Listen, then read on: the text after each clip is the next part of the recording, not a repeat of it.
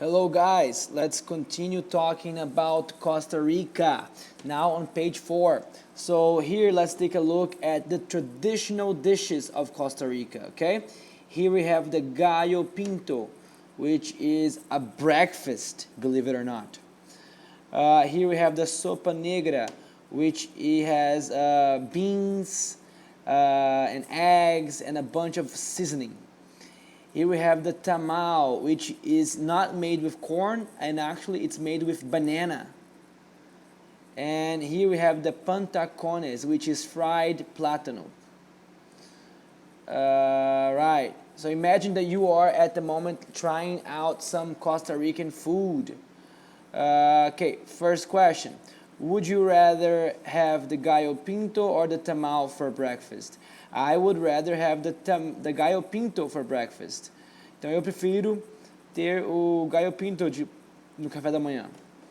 Which seems healthier, the gallo pinto or the tamal? Why do you think so? Qual parece mais saudável? E por que você acha isso? I think the tamal seems healthier because white rice sucks.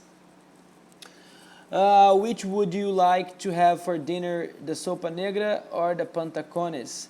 I would like to have the sopa negra for dinner. Which of the dishes looks like something you eat in your country? The gallo pinto looks like something I eat in my country. Okay? So imagine that you are... first let's talk about important landmarks, right? Here we have Museum of the National Museum of Costa Rica. Here we have Cartago. This is a picture of a church there in Cartago, but Cartago was one of the first cities in Costa Rica when the Spanish arrived. And it's very historical and has many beautiful things about architecture there. And this is a park, a very famous park with lots of nature and trees, and it's called Guayabo National Park. Let's go. Which is the most interesting place in your opinion, the National Museum, Cartago, or Guayabo National Park? And why do you think so? Então, qual é o mais interessante, na sua opinião? I think Cartago is the most interesting because it has a lot of history. Which place can tell you the most about Costa Rican history? I think the museum can tell the most about Costa Rican history. Sobre a história de Costa Rica. Which is the best place to have a picnic? The Guayabo National Park is the best place to have a picnic. Because in parks you can sit, there are many trees, and it's a very good area to have a picnic. Which place would you rather go to spend the day? I would rather go to Cartago to spend the day because Cartago is a very historical city and has a lot of things there to see and to understand about, so definitely that. The historical facts, okay? Let's go. So Costa Rica hasn't had a national army since 1948. Costa Rica has a population of just under 5 million people. Religion plays an important role in Costa Rica's culture, with approximately 76% of Costa Ricans identifying as Catholic. In fact, Catholicism is the official religion and impacts laws including the prohibition on both abortion and the death penalty, as well as the requirement that students take religion classes. Costa Rica has a literacy rate of 97.8%, one of the highest in the world. How many people live in Costa Rica? Quantas pessoas vivem na Costa Rica? Is that more than in your country? Isso é mais do que no seu país? About 5 million people live there. And no, it isn't more than in my country. How much importance does the government give to religion there? Is that a positive aspect for you? The government gives a lot of importance to religion there. And I don't think it's positive because I believe that people should have the freedom to decide if whatever religion they want to be. And of course, they do have that freedom in Costa Rica, but it probably forces more people than I would like to see to be part of Catholicism, to be Catholics. And how many percent of people can read in Costa Rica? Around 98% of people can read in Costa Rica, and that's very impressive in my opinion. How much does Costa Rica value their national army? They don't value it at all, not even a bit, okay, because they haven't had an army since 1948. Good. And about sports, let's start reading here. In the World Cup in 2014 in Brazil, Costa Rica made history as they beat Uruguay 3-1, Italy 1-0, and tied with England 0-0, granting them a pass to the round 16.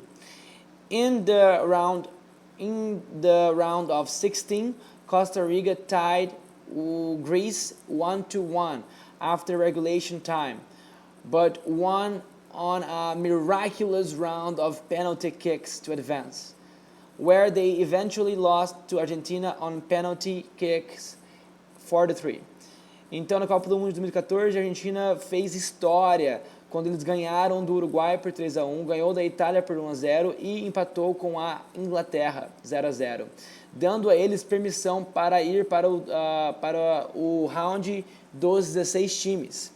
No round dos 16 times, Costa Rica empatou com a Grécia e depois do tempo de regulamento, eles ganharam milagrosamente nos pênaltis para avançar para o próximo round, onde eles perderam para a Argentina também nos pênaltis por 4-2. Costa Rica has been one of the best places in the world to surf for decades, drawing millions of visitors every year to the country's 40 mapped surfed beaches. Então a Costa Rica tem sido um dos melhores lugares para surfar há décadas, chamando a atenção de muitos visitantes todos os anos para surfar nas 40 praias mapeadas. Costa Rica had its best performance in soccer. Costa Rica had its best performance ever in soccer in the World Cup of 2014. How did your country do in that cup? Então a Costa Rica teve a sua melhor performance já vista na Copa do Mundo de 2014. Como que o seu país foi nessa Copa? My country did really terribly bad that year. Meu país fez muito mal esse ano. Because my country lost to Germany from 7-1 in that year. How often do you play soccer? Did you used to play more often when you were a child? Com qual frequência você joga futebol? Você costumava a jogar mais vezes quando você era uma criança? I play soccer every other week. Eu jogo futebol cada semana sim, semana não. Em semanas alternadas.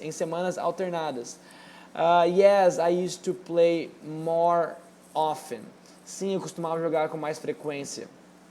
If you could choose between learning how to surf or how to play soccer with professional athletes, which would you choose and why? Se você pudesse aprender entre surfar ou jogar futebol com atletas profissionais, qual você escolheria e por quê? I would choose to learn how to surf because it's more interesting. Eu escolheria aprender como surfar porque é mais interessante. How often would you go surfing if you lived by a beach? Com qual frequência você surfaria se você vivesse perto da praia? I would go surfing every other day if I lived by a beach. Eu iria surfar dia sim e dia não se eu morasse perto da praia. Thank you.